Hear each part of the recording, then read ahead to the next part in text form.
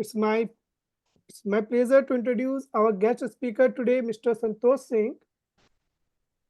So he has achieved many accomplishments in his field while working at Infosys Limited as tech lead. He's having a 17 years of distinguished IT career. He holds bachelor's in electronics and communication. He is a seasoned IT professional, worked extensively in multiple domains like banking, trading, wealth management, payment, and telecom industry. In addition to that, he is a great community worker too. Nice. Extending his help to various institutions and NGOs, he believes in education and mentoring. He has helped recently high school students through an NGO called Pencil based in Manhattan, New York, to develop an app for mental health and has been helping and volunteering and mentoring many students. He has voluntarily served as magazine secretary for NGO Rana for New Jersey, Pennsylvania, Philadelphia chapter.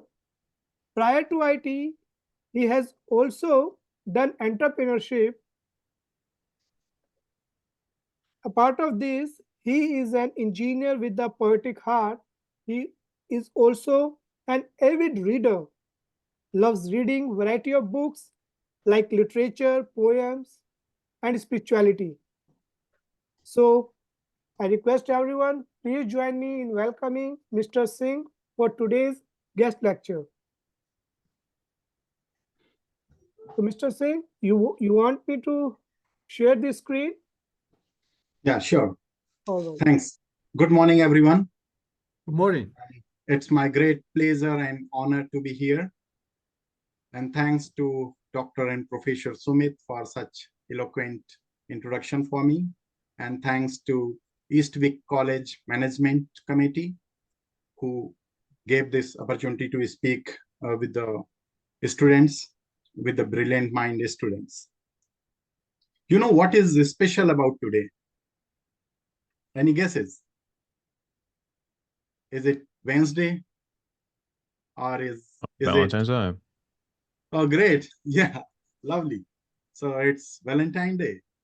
And also we are going to have an interesting session and discussion on SDLC and IT career.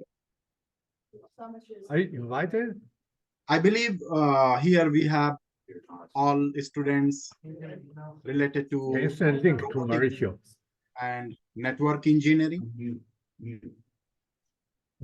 So as Professor Chang said that it's Valentine's Day also, and we have seminar also on an interesting topic, SDLC.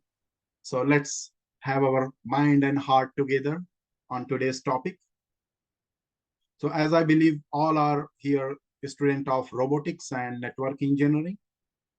So there is some fun fact to know that, you know, who was the first programmer in the world? First time in 1840, it was a female, the lady Ada Lovelace in 1840. She wrote the first computer program in London. And what is the history about SDLC? SDLC stands for Software Development Lifecycle. So it is just 68 years old concept. It started in 1956. First time Herbert Bennington came up with this idea and he presented an explicit presentation on SDLC. So these are the two interesting facts about SDLC and the programming history.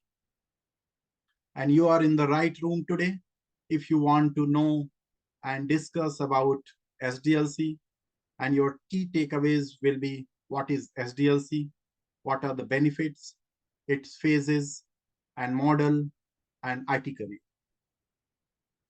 So let's keep this session interactive. It should not be just one-way sermon that only I'm speaking. Please feel free to stop me, ask questions, or add something. In this way, I will also learn and you will also learn, because we all are lifetime students. Mahatma Gandhi has said that live as if you were to die tomorrow and learn as if you were to live forever. So we are all our lifetime students. So let's go to next slide, that is SDLC. So why SDLC? So to know him, if you know him, you will love him. There is a song also. To know him is to love him. Means if we understand something, we will explore more and we will love it actually. We will really in connection with that. Without understanding anything, we cannot establish the connection. And being a robotics and network engineering student is still why we need to understand SDLs. Because you may be working for IT industries or IT related industries. So you will be hearing these terms frequently in your job down the line. So let's understand what is SDLC and why we need it. So why we need it is because SDLC is software development lifecycle. Everything has to be developed in a proper planned way. So the key advantages of having SDLC is to divide your work in a logical part, provide a rough estimate to the project, and it also mitigates the risk, and it provides the basic framework to develop something, and it clearly defines the responsibility that who will be doing what. It also helps us for the cost estimation, time estimation, resource planning, and decrease the project risk, and also defines the entry-exit criteria. So entry-exit criteria means when to start and when to stop. For any software development, these are the key structure what we follow in IT industry. Some of you may already be knowing it or maybe hearing it for first time, but today I will try my best to help you to understand these terminologies. So let's move to next page. So a general rough example I will give here, that you may have seen how a house is built. First the basement, then first floor, then second floor, and then the finer details, maybe living room, drawing room, or kitchen area. So finer details comes later. Same way.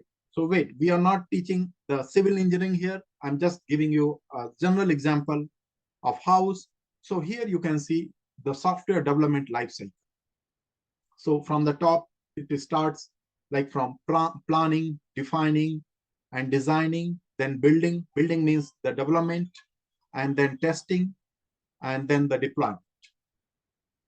So how it works, we will see further what are the multiple phases in software development lifecycle, what are the approaches, and how we perform it. So let's move it to next page. Yeah. So stage one, as we have seen, what is the planning? So planning, everything we need plan before commencing something. So planning, that is the stage one, planning and understanding the requirement. It goes further on the planning and defining project scope, setting up the object of the project, objectives and the goals, and the resource planning. That is the first thing we need to do in our software development. The second stage is defining the requirement. So requirement will be coming in form of documents like SRS, software specification, software requirement specification, or some business analyst will be providing us the technical details, which can be further developed into the layman language terms. Actually, requirement comes from the technical side or from the business side. Then our BA, business analyst, confirms, like translates it into the technical language so that the developer can write the code. So understanding the requirement, then defining it, like what is the exact requirement, and then dividing it and deriving the functional and non-functional requirements and the technical requirements. And then we do the review and approvals with the all stakeholders. So it basically helps us to deliver what client wants. So suppose a client has ordered us to make a computer, and suppose you misunderstood and you started creating a TV. You may be thinking, I am preparing a right product. You may deliver also a good TV, but if client has asked a computer, TV is not going to help. So from the beginning itself, we have to understand the requirement, and we have to take everyone in accordance and in agreement what is the requirement. And then stage 3 comes, design. So design, initially it will be high level design. Suppose a banker comes to you and asks that I want to make an online payment system. So it will be very high level design. Then you will go further in discussion. You will understand what are the requirements. So initially it will be HLD. HLD means high level requirement. And then you will break down it to the LLD. Those are low level design. Then next stage is stage 4, development. So how development works? Then coding comes into the picture. It may be any language, Java, C++, Python, Ruby, any kind of languages may be involved in the coding. And then we have to make it scalable, sustainable, and reusable format of the code. Then version controlling, because you may be upgrading your software time to time so that you can have a track of it. And then code review. The next step will be the step 5, testing. So testing is a key thing in the software development, because you always, anyone wants to deliver the quality product. So this is an essential part to perform the testing. So there are various kind of testing, like system testing, manual testing, automation testing. So system testing means as a whole system, how it is working. Manual also required sometimes, because we need to ensure that how it is working exactly on the test point level. And the automation is the demand of time, and artificial intelligence is also demand of time. So everyone wants to have automation as much as possible. So in testing also, whatever is the repeated things that we can do the automation. There are various tools, open source tool like Selenium, Cucumber, and for functional testing, and for non-functional testing also we have like load runner. So what is functional and non-functional testing? So functional means whatever is your functionality. Suppose you are building up a payment engine to make a payment or to trade in the market. So your functionality is to put a trade in the market. You suppose you are going to buy Apple share or Tesla share. So that is your functionality. You should be able to place an order to buy or sell your number of share. That is the functional requirement. And what will be the non-functional requirement? Means your system should be able to sustain the load. For example, Netflix. Netflix has sold millions of subscriptions. So it should be able to launch the channels at the same time for a long time. Means we need to do the soak testing. We need to do the load and stress testing. So those kind of non-functional testing also we need to do to ensure that our product is strong enough to commit, to maintain the commitment, whatever we have committed to the client. And then the last stage, that is stage 6, that is deployment and maintenance. So once the software is built, ready, tested, then we have to deliver it. We call it as a build deployment, and we do the maintenance also. And we also do nowadays the build automation. After that, there is a warranty period also. Suppose any prod fix comes, then we have to fix those prod also. So basically it is a maintenance time after the deployment. And nowadays there are multiple tools also for build automation. We will discuss further on those topics in the next few minutes. So let's move to the next topic, next page.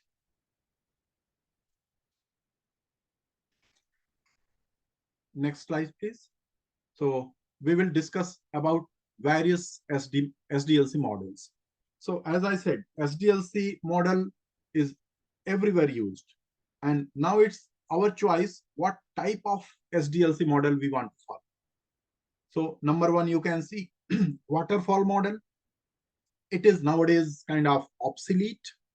People don't like it because it is time taking and lengthy process. Waterfall, how it works, one by one. So development planning comes in first, then development, then testing, and then design. Then design and then development and testing and maintenance. It comes one after one. So it takes longer time. Second one is iterative SDLC model, means round wise you deliver. Then V model, as the name suggests, V means there will be two branches, development and testing. Both goes and grows together. It is also kind of obsolete nowadays. Then third is agile SDLC. We will talk more on agile because it is one of the most popular model nowadays. Fourth one is V model. Fifth one is rapid application development, RAD. Six is spiral SDLC model. It is just like a spiral, as the name suggests, is keep evolving gradually. Seventh is DevOps model.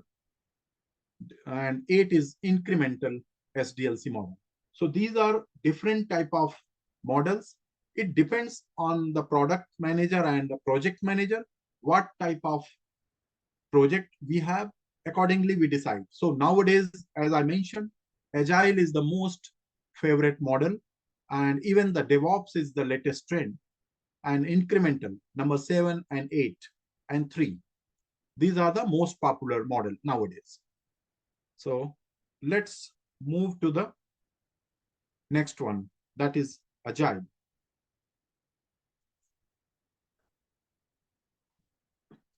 So as you can see in the picture, it clearly depicts everything is continuous.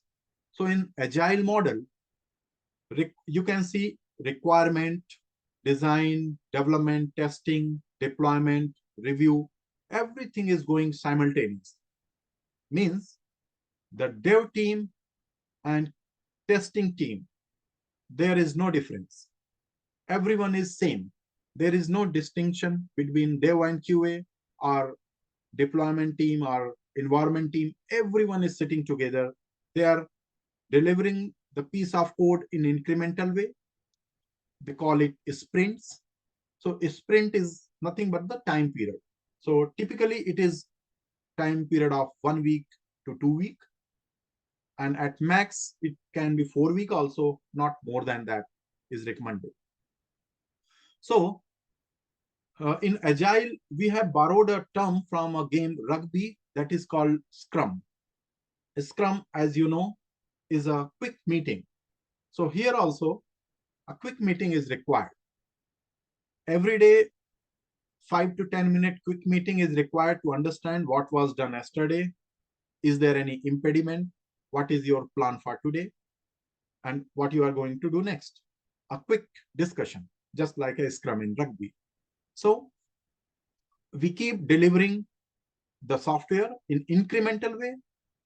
As you can see, everything is round here, round robin, like design, development, testing, deployment, review. So that is the SDLC of agile. So agile has also different segments like Scrum, Kanban. I will not go much detail on those final things, but for sure, agile is the main favorite topic in all industries. Especially in IT industry, it is the most favorite thing. So down the line, when you go in the industries, you will definitely hear these terms. Agile. You have to be agile. You may be hearing everywhere, right? So that is the agile. Let's go to the next one. As I said, there are various models. So Agile is one of that.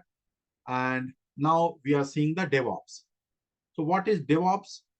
DevOps means development and operations. It is continuous process. It is extremely continuous, like continuous optimization, continuous integration and deployment is done, and continuous testing also. You can see 4 quadrants: continuous integration, continuous deployment, continuous testing, and continuous monitoring. So you can see from the top, code comes, planning, code release, deployment, monitoring.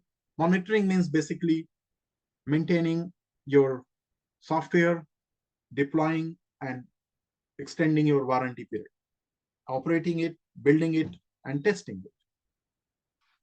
And DevOps is more as a cultural and organizational shift, how a software has to be developed.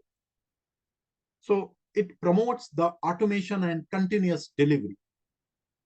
There are some key tools like GitLab. So using GitLab, we can do the continuous automation like build automation. So nowadays, those days are gone when manually someone was going and deploying the build. Rather, the industry wants everyone to be automated. And why? Because we have to provide the build much more frequently. For example, can you guess what would be the frequency of Google, Facebook, or Amazon build deployment? Means pushing a new code into the application. Any guesses?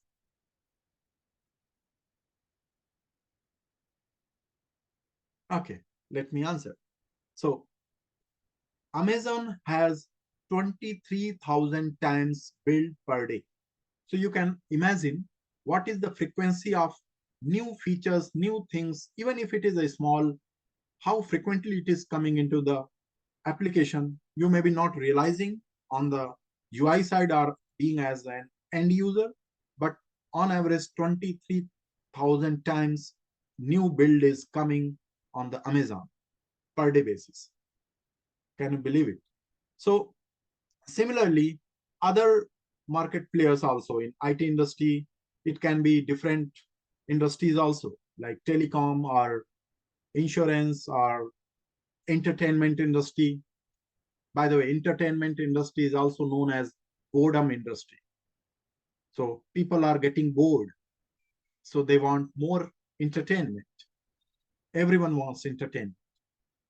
So those industries are increasing like anything. So they need to deploy the build. It is just like a runway, like planes are standing and doing the takeoff one by one. So that's why we need build automation. And also we can integrate the automation of functional and non-functional testing also using Git. That is also called as CI/CD. CI means continuous integration, CI continuous development. So CI/CD pipeline we have to establish. Maybe in future discussions, we can go further on those details, or if you have really keen interest, you can Google it.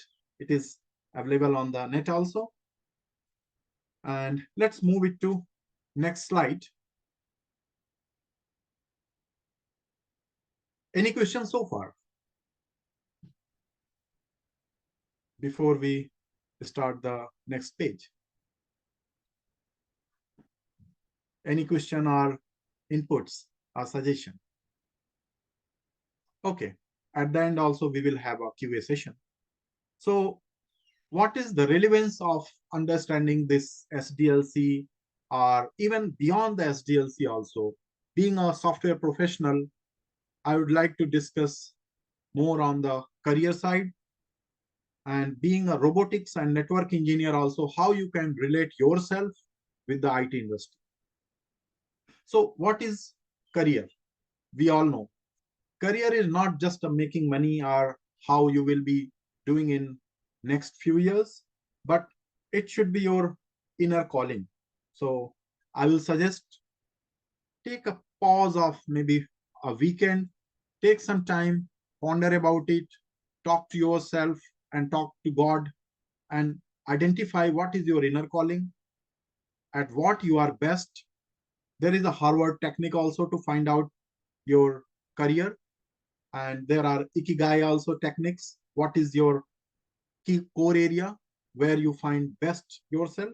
So you can follow there are very famous terms, Ikigai, a Japanese technique also, right? You may have learned the Venn diagram and you find out what is the union of all, like intersection of all. That is the Ikigai. And the Harvard technique is if you jot down like 20 success stories of your life, your likings and your abilities, and then pick up top 5 or 7 stories and then ponder about it and find out the gist of it. That may be your key area. And when we talk about career, it is not merely doing a job under any company. You can be entrepreneur also, self-employed also. And when I talk about entrepreneurship, it is not necessarily very hi-fi term. It is as soon as you start any self-employment and if you are generating jobs to others, that is entrepreneurship. Being a robotics student, you may like to have some automation in machine automation, artificial intelligence, or as a freelancer also, there are various forums, freelancing websites where you can go and pick up the projects.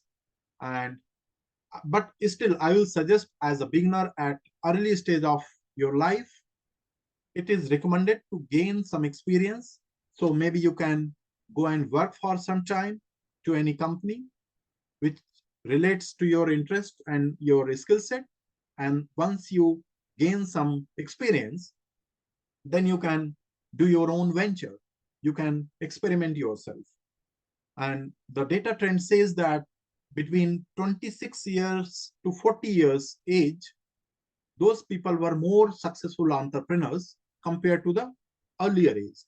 That means it clearly tells that once you get some experience, it helps you to do your experiments. So initially, don't worry, don't fear about the failures. You can do anything, but make your decision consciously, cautiously, and as per your inner calling. Any questions so far?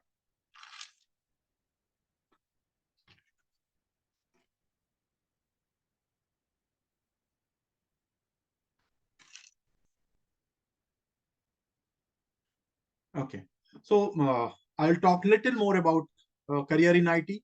So being a network engineer, you may be working on the server side, or you can scale up in learning some new technologies, like some new programming languages like Java, Python, and you can come in the software development side also. Or if you like the quality assurance, then you can go in the software testing side also. But everywhere technology is involved, you have to be vigilant and agile. As I said, agile is favorite, everyone's favorite. So you have to keep updating yourself, be on the top of technologies, and learn some languages. Even if you do the robotics automation also or machine automation also, then also you will need some microcontroller automation. So some microcontroller techniques also requires the coding skill. So you have to understand the logic creation. You should be able to develop the logics using any languages. So you can start with any language. Later you can just scale up to any other language. So it will be a seamless move to other technologies. So any questions so far? Oh, it's great. And as I said, to make the right decision in career, so why we think a lot about the making decision, even though we know the future will always surprise with some unknown things. So future will always surprise you, but yet we have to plan because we want to be less wrong. There is no guarantee that we will be always 100% right, yet we can try to be less wrong. And that homework we have to do today. So think about it, where you want to go further after 5 years, 10 years, or 20 years. Maybe after 20 years, when you come back to a reunion, your college reunion, you will see some people may have opted the way, whatever it came on the way, like life, take the life as it comes, in that philosophy. But some will take a conscious decision, and it will help to excel. So our basically attitude decides our altitude, right? So we have to be cautious, and we have to know what is the right choice for me. That is about career choosing. And in IT industry also, the same logic works. So I will be always reachable. Your professor, Dr. Sumit, and Professor Chang, Mr. Chang. So you all students can reach me through them. They know me, and I would like to answer if you have any further question. So students, room is open now. You can ask any question. So I would like to thank Mr. Singh. In addition to sharing his knowledge on SDLC, he has given a lot of advices for a student to make career in IT. So I think students are shying this time. So Mr. Singh, I want to ask you one question. Since our students are doing associate degree in cybersecurity and networking. So what kind of opportunity your companies offer, like Infosys offers for these technicians, future technicians? So do you recruit technicians as well, or the bachelor's degree will do? Well, that's a good question, and the demand of time actually. So who we are, if we have network engineering skill. So every company needs software, and at the back we need hardware. Whether it is Infosys or Microsoft or Google, every company has a hardware setup also, or even the virtual hardware like a software like server to maintain the data and database. So, and to run the application. So we need network engineers also. So every company, wherever you go, especially the big companies, have lot of opportunities for the network engineers also. Because a small company may be maintaining by their own with the little resources, but the giant companies who are the big market players, they have a dedicated departments, systems to maintain the networks and hardwares. And even I'll take my company's example. We have seen they are the backbone of running the industry. So for the graduates and undergrads also, there are opportunities, job opportunities coming. It can be any other software company also. And the good thing is, you don't need to worry about the domain, whether you are going to work for a bank or an insurance company. If you know your core skill, maintaining the server, you are good. You can go to any domain, though it always helps to understand, but you know the core thing, the technical thing. So you have liberty to choose any domain, because if you are going on the server side or on the network side, and nowadays the cloud is also coming, the cloud computing.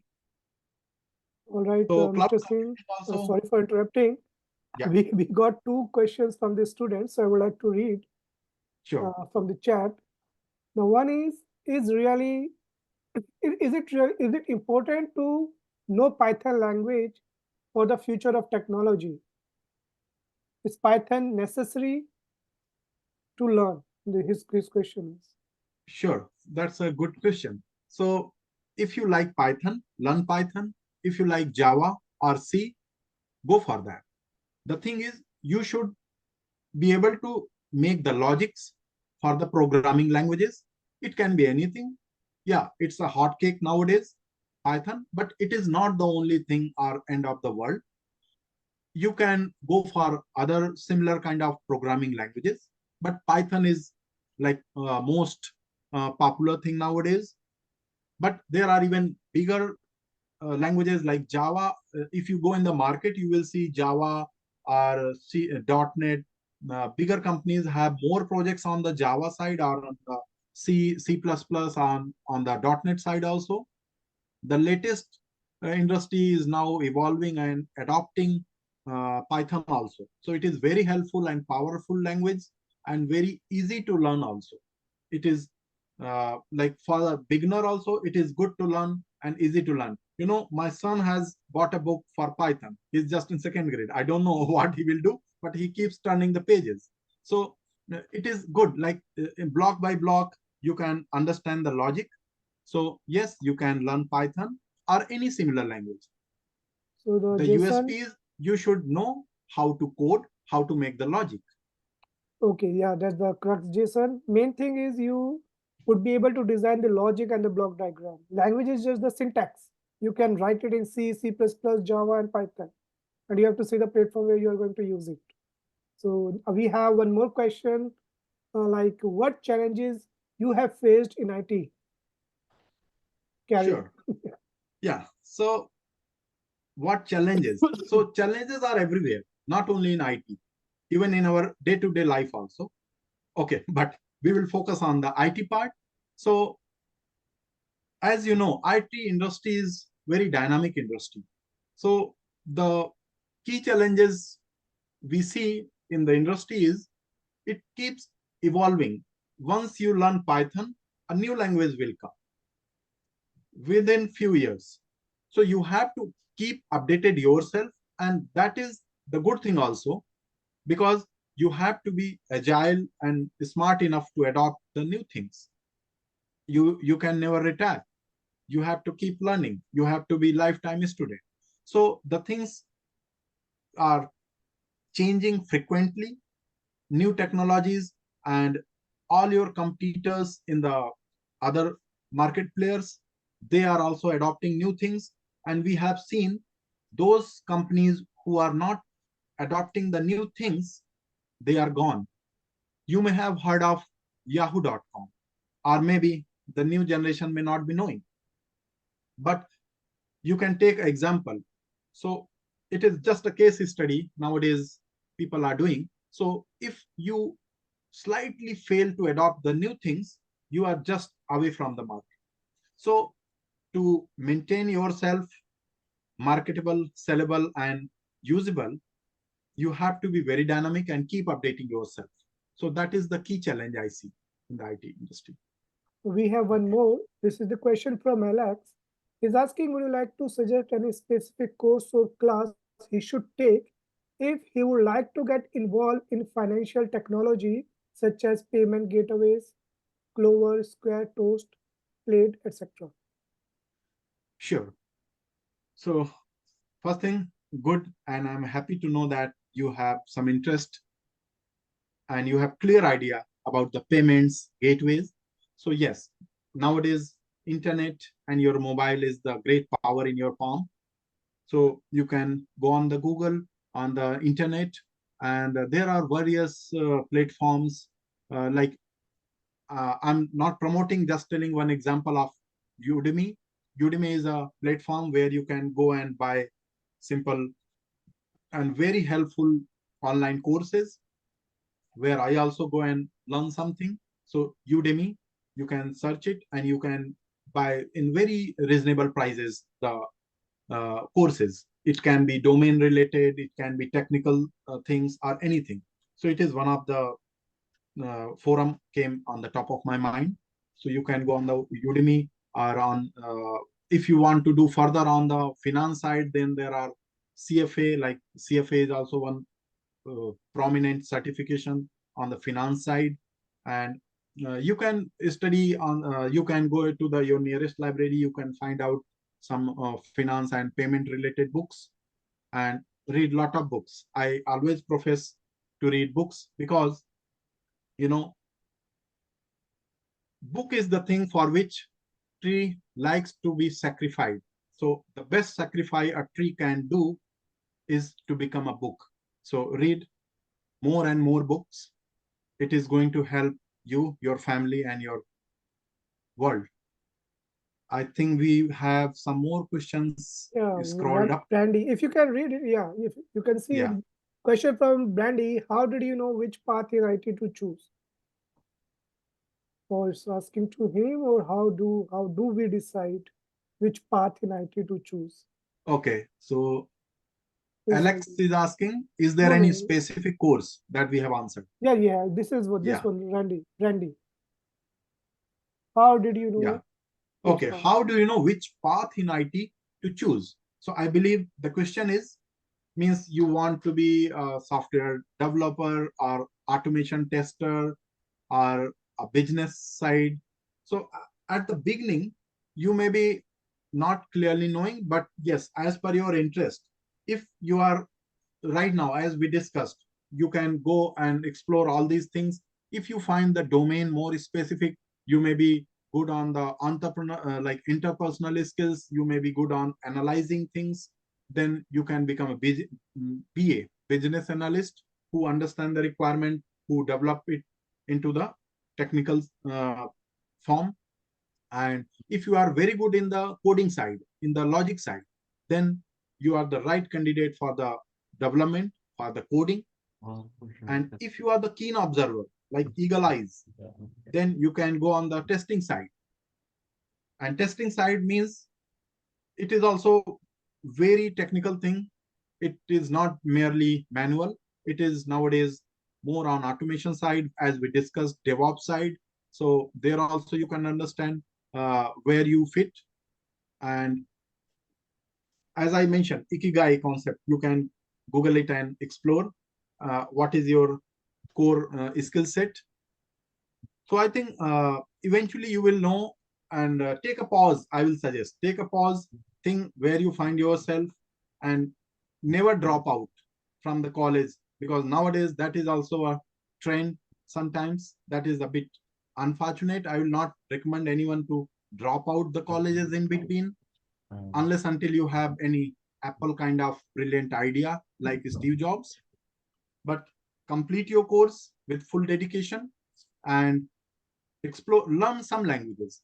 So whether you go in the development side or in the testing side or in the server maintenance, if you know some automation, in the coding side, it is going to help you even in robotics part also, even in the network side also, in cloud also, you need to do coding. Everyone wants the logic creation. So that is the key thing.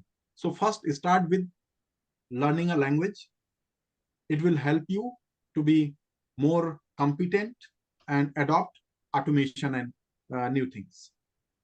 What is one more question? Let's take the last question, Mr. Singh. This one, like, which city would be perfect to work in IT? Secaucus, New York, or other city, and pays hourly really good? So very direct and good question. Pays hourly really good. So which one would you like to suggest? So nowadays the East Coast and West Coast both are doing fantastic in IT industry from the beginning. So I believe you are nearby to East Coast, near to New York. So New York is a big market. New York, New Jersey, even it goes till Philadelphia or in Connecticut, in tri-state. In this area, we have very good market.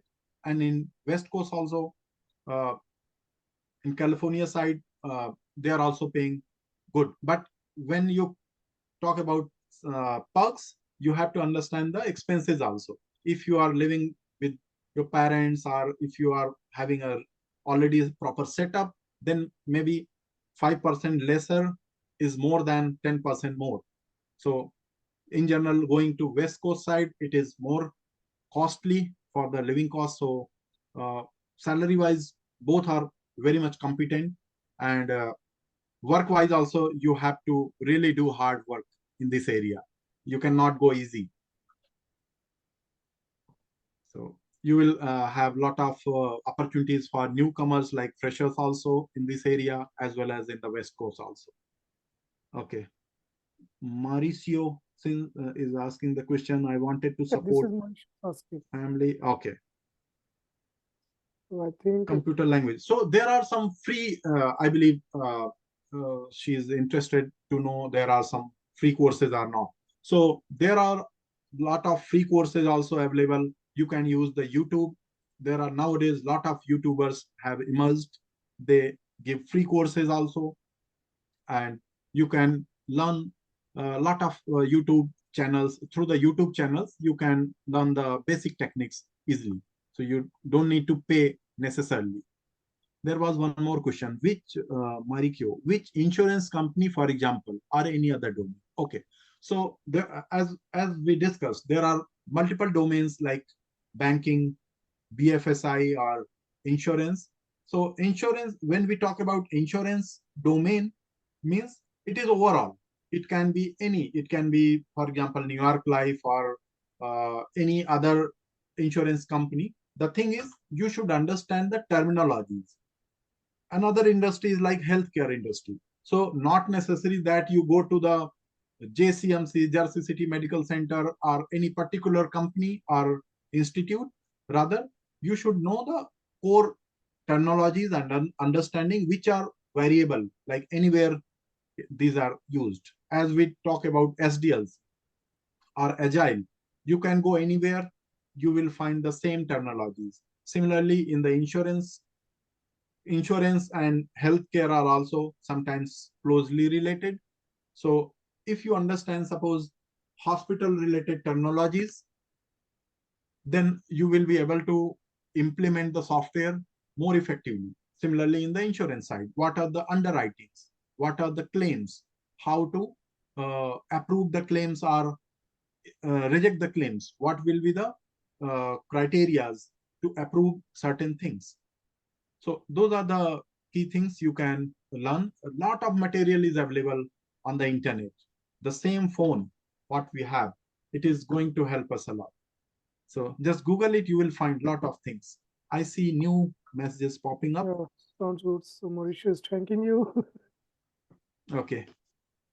All right. So I think we have taken all the questions, and it was a very interactive Q&A session. So now I would like to thank, on behalf of Eastwick College, to Mr. Santosh Singh. And guys, students, if you have any question in future, you can reach to him, as he has already mentioned. So we'll share his email address. And Mr. Chang, is there any question from you? Oh, I'm fine. Thank you very Okay. much. Okay. Thanks. You're So welcome. thank you once again. It's my great So pleasure. Gwendolyn has given one comment. This was all informative. Thank you, and we'll be in touch in future also. We'll call you again with a new topic. So till then, thank you very much. Absolutely. Yeah. Thank you. Have a nice weekend. Thank Okay. you everyone for Have a joining. nice week and happy Valentine's Day. Enjoy.